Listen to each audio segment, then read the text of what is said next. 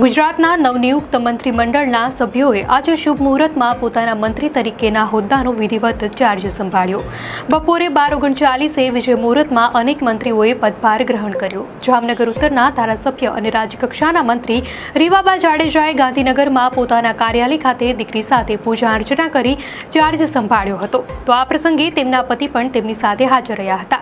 રવિન્દ્ર જાડેજાએ social media પર post કરીને રીવાબાને અભિનંદન પાઠવ્યા હતા અને તેમની સિદ્ધિ પર ગર્વ વ્યક્ત કર્યો હતો। તો બીજી તરફ નાયબ મુખ્યમંત્રી હર્ષ સંઘવીએ સ્વર્ણિમ સંકુલ 1 ખાતે તેમના કાર્યાલયનો પદભાર સંભાળી લીધો। પદભાર ગ્રહણ કરતા પહેલા તેમણે વિધિવત રીતે પૂજા અર્ચના કરી હતી। હર્ષ સંઘવીને ગૃહ, પરિવહન, કાયદો અને ન્યાય, રમતગમત તેમજ ઉદ્યોગો સહિતના મહત્વના ખાતાઓ સોંપવામાં આવ્યા છે। આ ઉપરાંત આદિજાતિ વિકાસ મંત્રી નરેશ પટેલ અને શ્રમ રોજગાર મંત્રી કાંતિ અમૃતિયાને પણ શુભ વિજય મુહૂર્તમાં ચાર્જ સંભાળી કાર્યની શરૂઆત કરી। રાજ્યકક્ષાના મંત્રી કૌશિક વેકરિયાએ પણ પદભાર ગ્રહણ કર્યો।